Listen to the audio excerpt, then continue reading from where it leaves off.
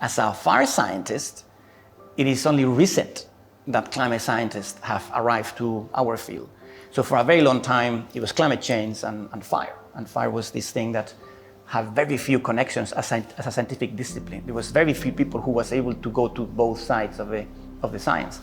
But there is still a lot of work to do in climate science, to read, to learn, to study the field of wildfires. We are seeing a lot of fires in places we hardly ever saw fires before.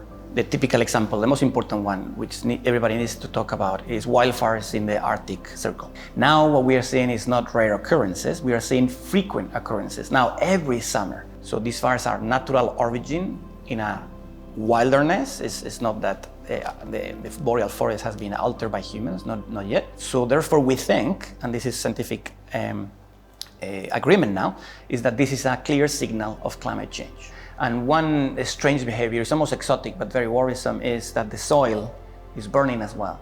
And nothing that we have learned about how to deal with flames applies to these fires, because they don't have a flame. It's a different type of behavior, much slower but much more damaging to the environment. The emissions are extremely toxic. They're actually much more rich in carbon compounds, and they are actually fitting, because the soil is a very ancient carbon stored by nature, natural carbon storage. So when they burn, they create immediately a positive feedback and accelerate climate change. Europe, Northern Europe in particular, brace yourself, because what you see is happening in the south of Europe and in California is coming here.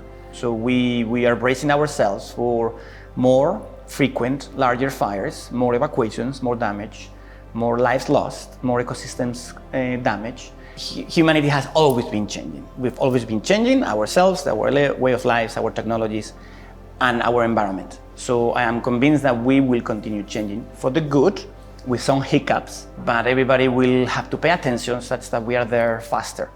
So instead of taking 100 years for us to change, to be in a good position, maybe we can do this in 10 to 15 years.